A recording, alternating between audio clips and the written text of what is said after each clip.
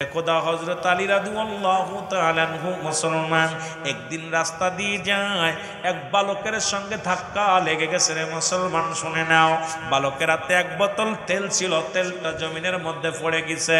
বালক ডাক দে বলে, মুসলমান বীর শোনো, আর তুমি আমার তেলটা উঠায় দাও।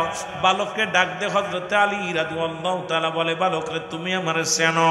তুমি কি আমারে চেনো? বলে, তুমি কে? তোমার চেনার সময় নাই, কারণ তুমি কি জানো আমারে তুমি চেনো? আমি একজন আমার মা পাগল সন্তান। এই পৃথিবীর মধ্যে আমি আমার মায়ের একমাত্র পাগল সন্তান গো। আমার মা জননী আমাকে তেল নিয়ে যেতে বলেছে, তেলটা জমিনের মধ্যে পড়ে গেছে, তেলটা তুমি উঠা দাও, না হয় তোমার মতো বীর দেখার সময় নাই। জোরে জোরে চিল্লা বলা যাবে না মারহাবা। শেরে খোদা হযরত আলী ডাকতে বলে, ভালো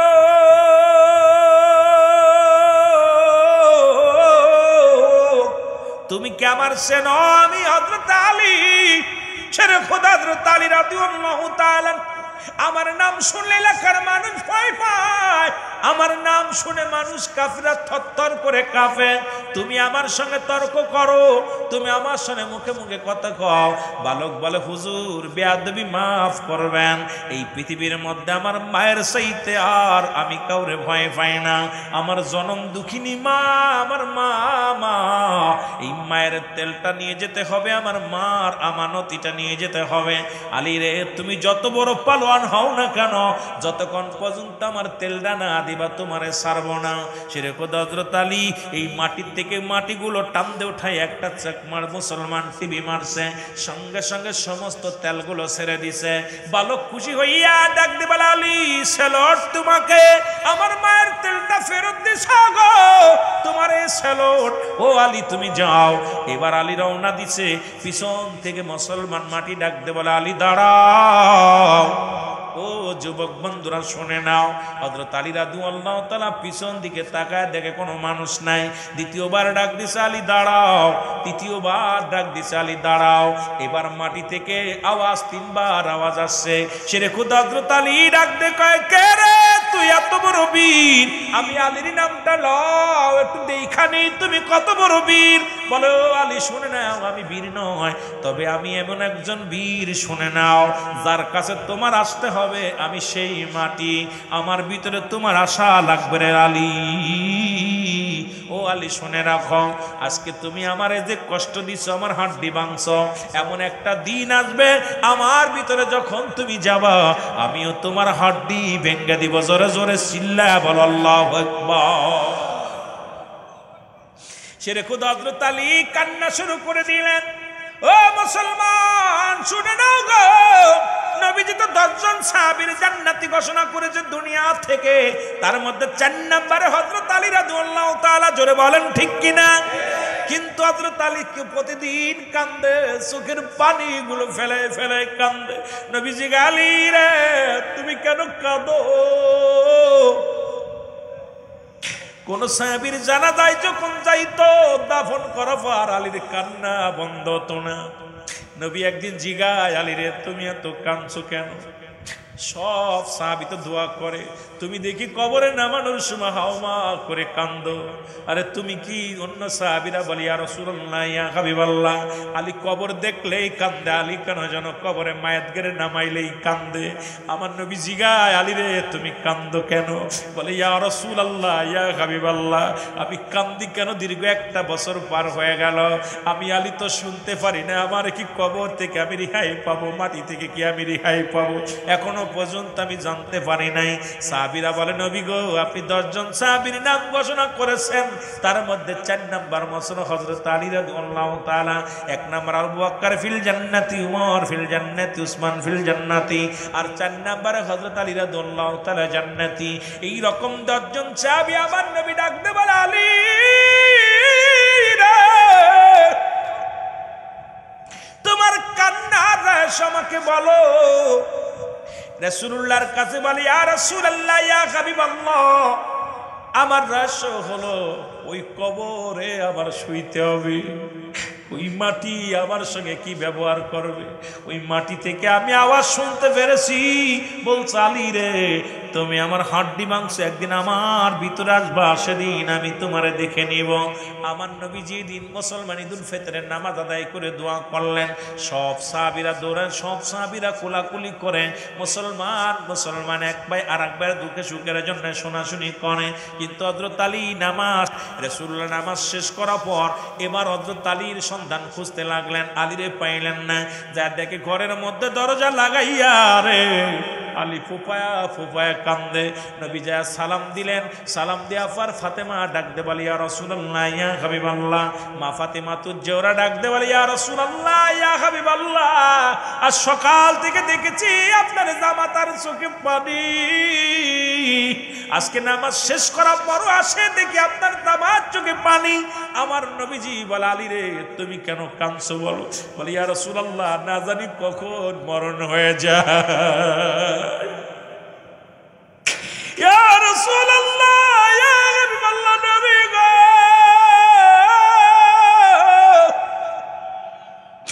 না জানি কখন মালাকুল মউত এসে যায় রে। আমার বছর পার হয়ে গেলে আজ পর্যন্ত খবর শুনতে পাইলাম না। ওই মাটি আমারে মাফ করে দিছে। ইয়া রাসূলুল্লাহ আমি এই জন্যে কান্দি।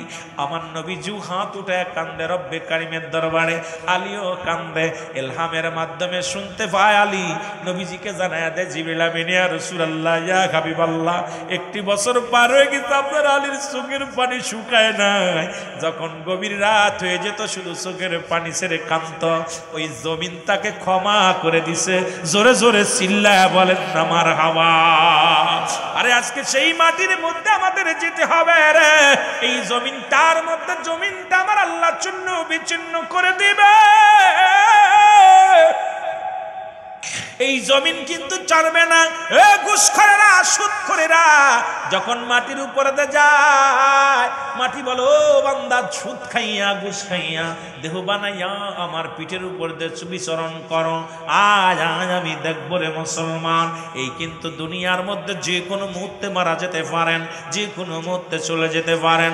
আমি করজোরে দাবি করব আপনাদের কাছে, আজ থেকে অন্যায় পথ ছেড়ে দিই, ঘুষ ছেড়ে দিই, সুদ ছেড়ে দিই, ব্যভিচার ছেড়ে দিই, অন্যায় পথ ছেড়ে রব্বে কারিমের গোলামি করি। জোরে জোরে চিল্লায়া বলা যাবেন আল্লাহু আকবার। একটু মহব্বতের সঙ্গে দুরূদ শরীফ পড়েন, আল্লাহুম্মা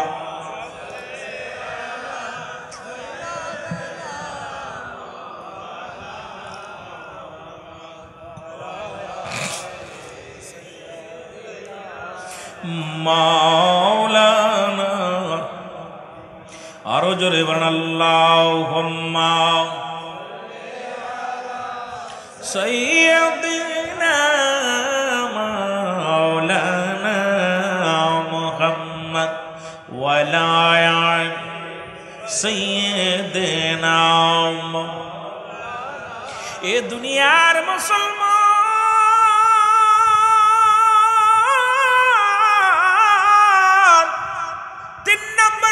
বিপদ হলো কিয়ামতের ময়দান। এই তিনটা বিষয়ের পরে যদিও দুইটা বিষয় দিচ্ছে, একটা মৃত্যু যন্ত্রণা, কবরে আযাব। কবরে আযাব হয়, এর মধ্যে কোনো সন্দেহ নাই। ঈসা আলাইহিস সালাম কবরের পাশে যাইতেছিলেন। কত লম্বা মুসলমান, অনেক নবীজির কথা আছে মুসলমান শুনে নাও। এরা যাইতেছে, হঠাৎ দেখে কবরের মধ্যে মুসলমান, কবরের মধ্যে আযাব হতেছে। ডাক দিয়ে উঠাইলেন, উঠায় বলে কত বছর মৃত্যুবরণ করেছো? বলে আমি 50 বছর বা 500 বছর কবরে শুয়ে আছি, আজ পর্যন্ত মৃত্যু যন্ত্রণা যায় নাই। সুতরাং এইরকম অসংখ্য নবীরা মুসলমান মৃত্যু থেকে জিন্দা করিয়া তাদের থেকে শুনছে এই কবরটা বড় ভয়াবহ মুসলমান। এই মরণের পরেই তো কবর, কবরের পরই তো হাসরের ময়দান। 3 নম্বর বিপদ হলো কিয়ামতের ময়দান। এই কিয়ামত এখন অনেকেই বলতেছে কিয়ামত আমাদের সন্নিহিত, একদম নিকটতম কাছে। তবে মুসলমান মুসলমান শোনো, আমার নবীজি বলে গেছেন, আমিও বুঝতেছি কিয়ামত অতি নিকটে হাজির হয়ে গেছে। 70টার বেশি আলামত হবে কিয়ামতের আগে। তার মধ্যে আমাদের মধ্যে অলরেডি মুসলমান অধিকাংশ আলামত হয়ে গেছে। কয়েকটা বাদ আছে, হযরত ঈসা আলাইহিস সালামের আগমন, খানে দাজ্জালের আগমন, ইমাম মেহেদী আলাইহিস সালামের আগমন। মুসলমান শুনে নাও, শুনে নাও, 3টা মুসলমান, 3টা ভূমিকম্প। একটা হবে পূর্বাঞ্চলে, একটা হবে মধ্যপ্রাচ্যে, একটা হবে পশ্চিমাঞ্চলে। 3টা ভূমিকম্প হবে। মুসলমান বাবারা আমার, এই দুনিয়ার মধ্যে কিছু কথা আপনারা জেনে যান, কাজে লাগবে। কারণ ইমাম মেহেদী আলাইহিস সালাম আমাদের মধ্যে কিছুদিন আগে এক পাগল শুনেছি ইমাম মেহেদী দাবি করেছিল বাংলাদেশে কোনো ইমাম মেহেদী আইব না, ইমাম মেহেদী আলাইহিস সালাম আইব না।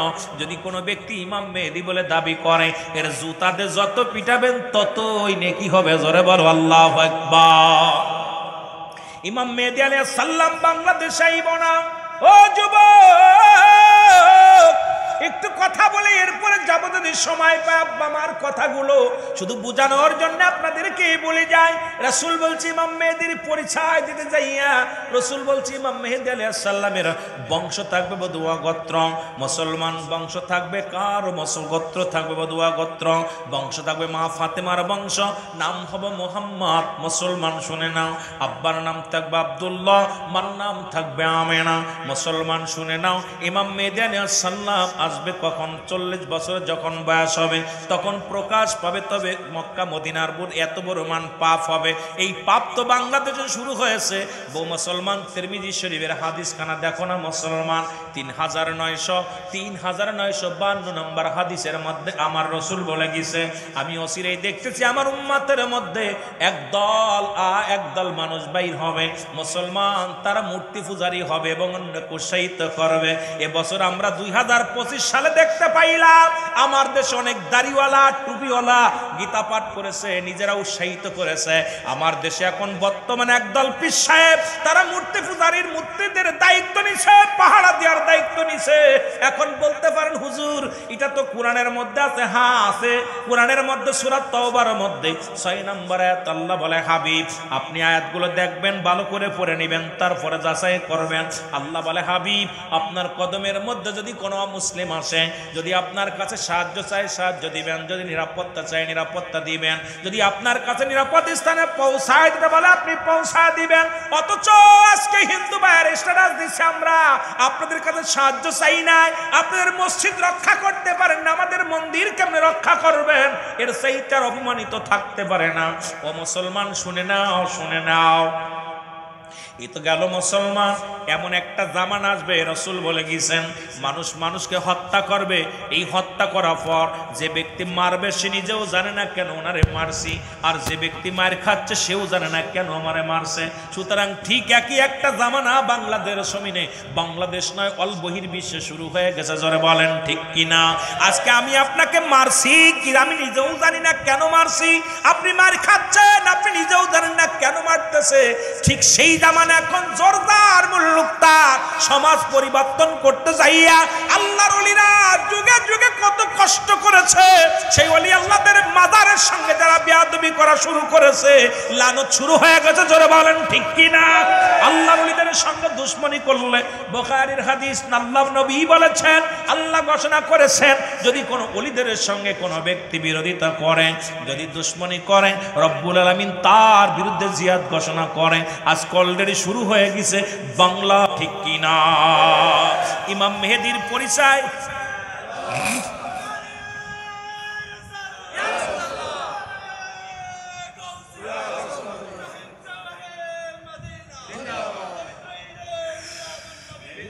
বাজান অনেক ওয়াজ রয়েছে, শেষ করা সম্ভব। এই কথা বলতে গেলে এক মরণের কথাই কইতে গেলে শেষ হইব না। এই জন্যে পরিচালক সাহেব বলছে যদি সময় পায় তাহলে দেখবো, কিন্তু আসলে তো আমি এইটার মধ্যে সময় দিতে পারছি না। ইমাম মেহেদী আলাইহিস সালাম, তার নাম থাকবে মুহাম্মদ। কি নাম থাকবে? মুহাম্মদ। কি নাম?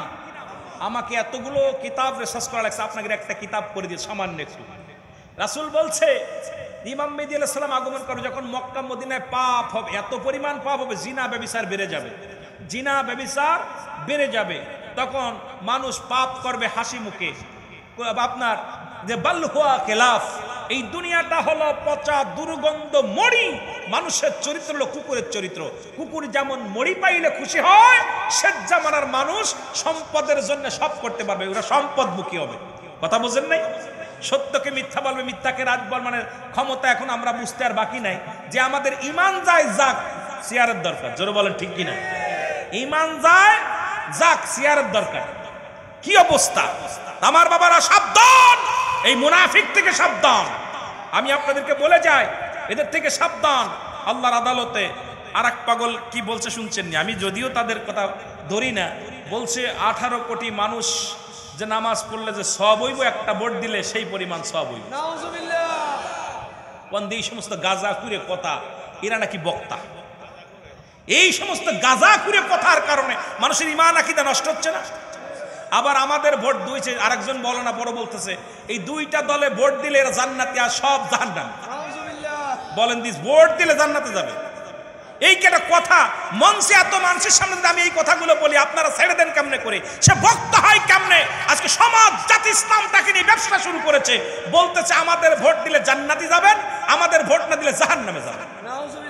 কোন দিয়ে এই কেটা কথা, এই কেটা কথা, এই 18 কোটি মানুষদেরকে ধোঁকা দিতেছে। এগুলো আর চলবে না। জোরে বলেন ঠিক কিনা? এটা ওলিদের দেশ, এদেশ ইসলাম আনসাল্লাহর ওলিরা, যাদের অবদান অস্বীকার করার মতো ক্ষমতা আপনার নাই, যাদের সঙ্গে বিরোধিতা করে যতই ফালাফালি করেন লাভ হবে না। জোরে বলেন ঠিক কিনা? লাফালাফি করে লাভ নাই। ইমাম মেহেদী আলাইহিস সালাম মক্কা থেকে মদিনার দিকে রওনা হয়ে যাবে। আপনারা যারা সৌদি আরবে গেছেন, অনেকে আপনারা যারা গেছেন হজে গেছেন, তারা দেখছেন, ভালো করে জেনে নেবেন। আপনারা শুনলে অবাক হয়ে যাবেন, মক্কা মদিনায় এখন সিনেমার হলের ভিত্তি স্থাপন হয়েছে। মক্কা শরীফ এখন আমাদের বাংলাদেশ থেকে হল বন্ধ হয়েছে, আর ওরা সিনেমার হল করছে। আপনারা শুনলে কষ্ট পাবেন, মক্কা মদিনায় এখন মুসলিম পতিতালয় খোলা হয়েছে। ভালো করে শুনে নেন, ভালো করে জেনে নেন, একটু রিসার্চ করেন যুবকেরা, যে বাংলাদেশ থেকে পতিতালয় বন্ধ হয়েছে আর ওখানে পতিতালয় শুরু হয়েছে। এখন যারা সৌদি আরবের নেতৃত্ব দিতেছে সবগুলো কাট্টা মুনাফিক। জোরে বলেন ঠিক কিনা? কারণ এরা নবীকে বাদ দিয়ে আল্লাহকে পাইতে চায়। পৃথিবীর মধ্যে কাফের দেখেছেন, আল্লাহ কাফের দেখেন নাই। যারা রাসূলকে মাইনাস করে আল্লাহকে পাইতে চায়, এরা হলো স্বয়ং আল্লাহ ওয়ালা কাফের। জোরে বলেন ঠিক কিনা? কথা বোঝেন? রুহুল আমিন সিদ্দিকের ফতোয়া, তাতে যদি আমার জীবন চলে যায় দুঃখ নয়, হাসি মুখে মরণ বরণ করে নিব।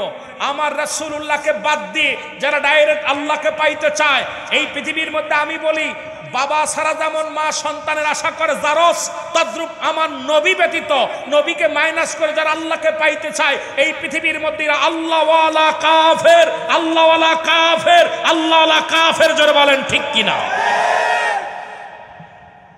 আল্লাহ ওয়ালা কাফের দেখতে খুব ভালো, আপনাদের এলাকাও আছে। নবীর নাম শুনলে নাক ছিটকায়, রসুলের দুরূদ পড়তে গেলে নাক ছিটকায়, রসুলের কথা শুনলেই তাদের মাথা ঘোরে। জোরে বলেন ঠিক কিনা? এই ভাইরাস আছে না? কথা বলেন আছে না? আপনাদের জমিনও আছে, সব জায়গা আছে। দেখবেন নুন নবীজির নাম শুনলে, তারিফ শুনলেই এদের কষ্ট হয়। জোরে বলেন ঠিক কিনা? আমার বাবারা, ইমাম মেহেদী আলাইহিস সালাম মক্কা থেকে মদিনায় হিজরত করবে।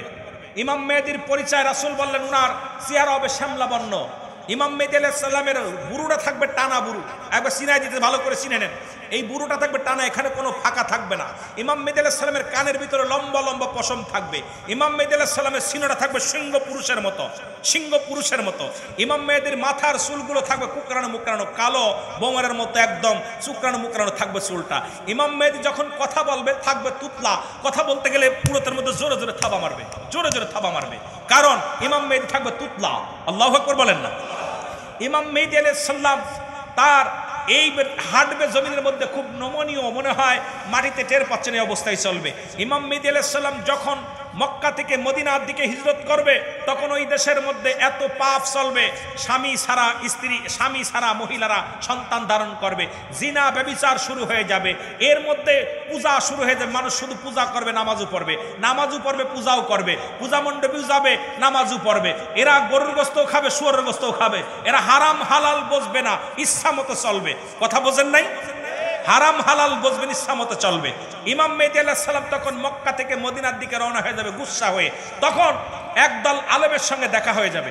ভালো করে জেনে নিন, আমার রসুল বলছে আমি দেখতেছি অচিরেই পূর্ব দেশ থেকে একদল আশেক বাইর হবে, যাদের জবানে থাকবে নারাই রিসালাত ইয়া রাসূলুল্লাহ, নারাই তাকবীর, আল্লাহু আকবার। আমার ভাই যে তাকবীর দিল, আমার নবীজি বলছে এই তাকবীর দিতে দিতে আমি নবীর রওজা পর্যন্ত আসবে।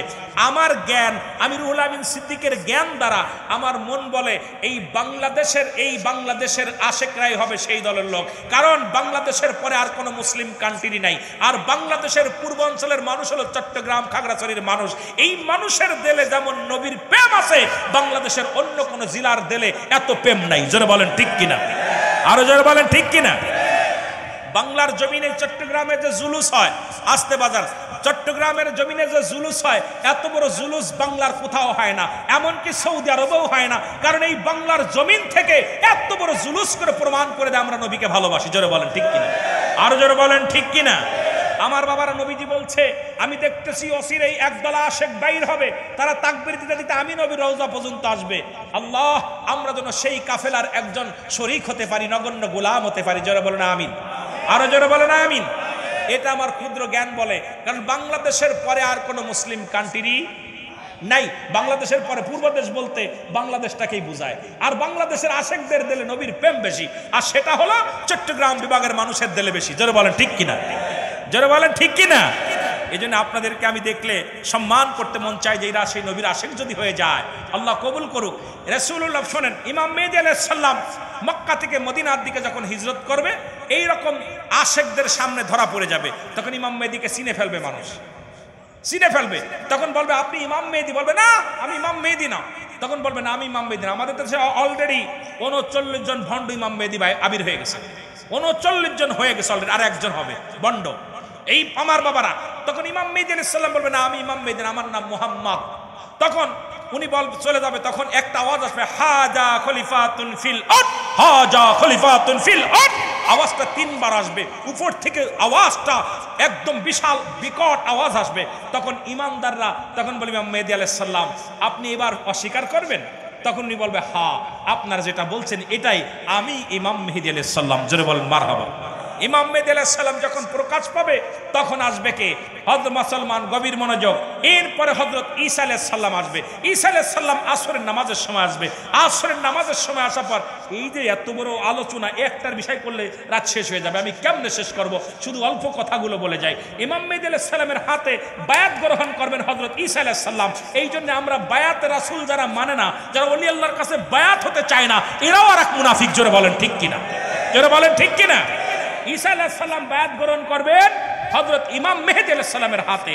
আসরের নামাজের ইমামতি করবেন হযরত ইমাম মেহেদী আলাইহিস সালাম, মুসল্লি হবে ঈসা আলাইহিস সালাম। এরপরে দুজনের মধ্যে শুরু হবে ইসলামের দাওয়াত। এরপরে কিছু মানুষ দুনিয়ামুখী হয়ে যাবে। এই সময় আসবে একটা ভূমিকম্প হবে। এই ভূমিকম্প হবে বিশাল আকারে, আপনার ভূমিকম্প হবে পূর্বাঞ্চলে, পশ্চিমাঞ্চলে 3টা ভূমিকম্প হবে। এতেও মানুষ ক্ষান্ত হবে না, মানুষের দিলে ভয়, কিছু মরবে কিছু বাঁচবে। এরপরে আসবে একটা মুসলমান, শুনে নেন, এরপরে মানুষের এরপরে এজুত মজুদ আগমন করবো, যে আপনার রেখে দ্বারে সোনা, দস্তা, লোহা, এটা দিয়ে বিশাল প্রাচীর বানায়া বাদশাহ জুলকারনাইন উনি রেখে দিয়েছেন যাদেরকে বন্দি করে। এরা যখন ঈসা আসবে, যখন ঈসা আলাইহিস সালাম আসবে, ইমাম মেহেদী আলাইহিস সালাম যখন আগমন করবে, তখন এরা বিসমিল্লাহ বা সুবহানাল্লাহ আলহামদুলিল্লাহ বলবে। তখন সঙ্গে সঙ্গে প্রাচীর ফুটো হয়ে যাবে, দুনিয়ার আলো বাতাস দেখতে পারবে। এরা দুনিয়ার মধ্যে আগমন করবে, দুনিয়ার সব পানিগুলো খেয়ে ফেলবে। খেয়ে ফেলার পর এই মানুষগুলো পিপাসিত হয়ে যাবে, দৌড়াইয়া যাবে হযরত ঈসা আলাইহিস সালামের ইমাম মেহেদী আলাইহিস সালামের কাছে, হুজুর আমাদের জন্য একটু দোয়া করেন। ইমাম মেহেদী আলাইহিস সালাম দোয়া করবে, উপর থেকে বিছা জাতীয় একটা প্রাণী আসবে। এই প্রাণী মানুষের গায়ে লাগবে, এই মানুষের ক্যান্সার ধারণ কর মানুষগুলো মারা যাবে, মানুষ পড়ে থাকবে, লাশের বন্যা বয়ে যাবে, খাদি লাশ আর লাশ পড়ে থাকবে, ওই এজিদ মজুদ শুদ্ধ মানুষগুলো। এরপরে দৌড়াইয়া যাবে ঈসা কার কাছে? ইমাম মেহেদী আলাইহিস সালামের কাছে, হুজুর আমাদের জন্য দোয়া করেন। ইমাম মেহেদী আলাইহিস সালাম দোয়া করবে, তখন কাক জাতীয় একটা প্রাণী আসবে। এই কাক জাতীয় প্রাণী এসে মানুষের গোস্ত ঠুকায় ঠুকায় খাবে। এইবার হাড্ডি পড়ে থাকবে, দুর্গন্ধে মানুষ টিকতে পারবে না। আবার যাবে, কয় হুজুর আমাদের জন্য দোয়া করেন। দোয়া করবে, হাত উঠাইবে, এ মৌলবীরা শোন, তোদের যারা কওমি অঙ্গনের আলেম আছো, তোমাদের কিতাব ফতোয়ায়ে দাওবান, লেখক হচ্ছে মুফতি আল্লামা মুফতি শফিক আহমেদের লেখা ফতোয়ায়ে দাওবানদের মধ্যে প্রথম খণ্ড 24 নম্বর পৃষ্ঠা। উনি বললেন 5 ওয়াক্ত সালাত আদায় করে, জিয়ারত করে, সর্বহালাত অর্থাৎ আল্লাহর দরবারে দুটি হাত উঠায় দোয়া করা উত্তম মুস্তাহাব। তোমরা দোয়াও করতে চাও না, কারণ শরিয়াতের কিবলা হলো কাবা, মুনাজাতের কিবলা আরশে আজিম, দু জাহানের কিবলা রাহমাতাল লিল আলামিন। আপনাদের কিতাবের মধ্যে আছে, আমাদের কিতাব না। আপনাদের যে কিতাবের নাম বললাম, না পাইলে আমাকে ওপেন চ্যালেঞ্জ, আপনি নিয়ে আসেন কিতাব, তারপর আমার সাথে বোঝাপড়া করেন আমার বাবারা। এরপরে আমি আস্তে আস্তে দলিলগুলো যদি সময় পাই দিব, যদিও তাড়াতাড়ি বলতেছি অনেক কথা, কারণ এগুলো আস্তে আস্তে বললে অনেক সময় লাগবে, সময় নষ্ট হবে, আপনাদের লস হবে। আমি চাই অল্প সময়ের মধ্যে অনেক কথা বলতে। আল্লাহু আকবার বলেন না। ইমাম মেহেদী আলাইহিস সালাম দোয়া করবে, বিশাল একটা বৃষ্টি হবে, পদ্মা, মেঘনা, যমুনা সব পানিতে ভরপুর হয়ে যাবে, এই হাড্ডিগুলো ভেসে ভেসে ওখানে যাবে, মানুষের ভিতরে শান্তি বিরাজ করবে, সুন্দরভাবে আরাম আয়েশে চলতে যাবে। এমন সময় আসবে খানে দাজ্জাল আগমন করবে। খানে দাজ্জাল আসিয়া মাত্র 40 দিন দুনিয়ার মধ্যে থাকবে। কয়দিন? 40 দিন অল পৃথিবী ঘায়ের করবে। এই ইমাম মেহেদী আলাইহিস সালাম আর ঈসা আলাইহিস সালাম দুজন দাওয়াতের কাজ সুন্দরভাবে দিতেছে, এর মাঝে খানে দাজ্জাল আসবে। এই খানে দাজ্জাল অলরেডি আমার মনে হয় ওর সেলাপেলা বাংলাদেশে এসে গেছে। কথা বলছেন নি?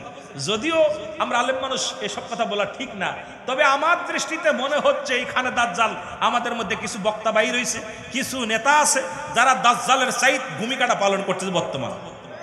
কথাগণ এগুলো তাদের আমি দৃষ্টি দেখতেছি যেগুলো।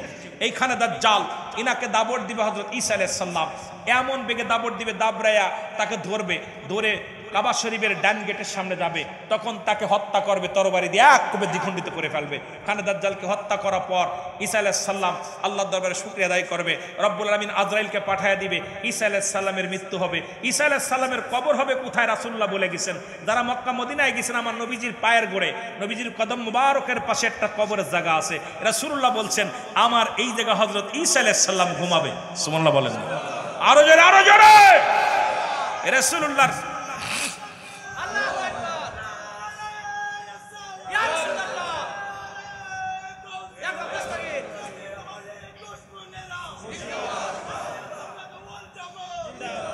আপনার রাসূল পাক সাল্লাল্লাহু আলাইহি ওয়াসাল্লাম ঈসা আলাইহিস সালাম ভবিষ্যৎবাণী দিয়ে গেছে এই জায়গা ঘুমাবে।